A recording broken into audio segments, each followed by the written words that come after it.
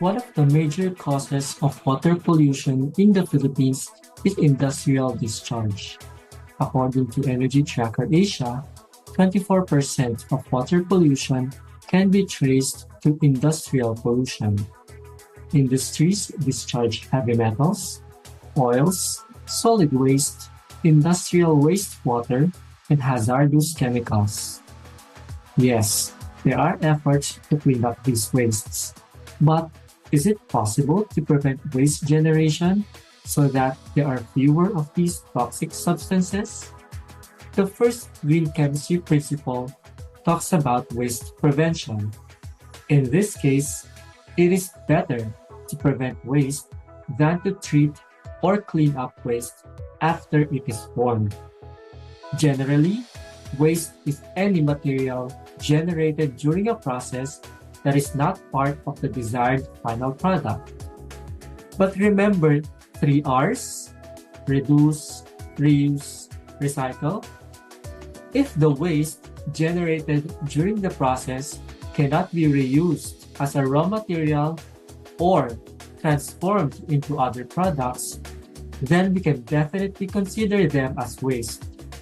But if we can reuse them to become a feedstock, or if they can be reduced or completely eliminated in the process, we can consider them not waste.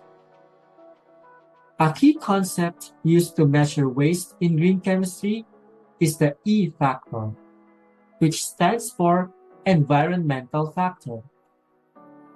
The environmental factor is computed by dividing the mass of waste by the mass of the desired product. A lower E factor means a cleaner, more efficient, and greener process, since the mass of the product approaches the mass of the waste generated. Let us take a look at one case example: sertraline. Sertraline is the active ingredient in Zoloft, the world's most widely prescribed antidepressant. The original process used titanium tetrachloride, generating 970,000 pounds of titanium dioxide waste yearly, plus acids and bases. Because several steps produced waste, the E factor was relatively high. Pfizer's combined process employs imine formation, selective palladium catalyzed reduction, and in situ resolution, cutting raw material use by 20 to 60% and switching to ethanol solvent.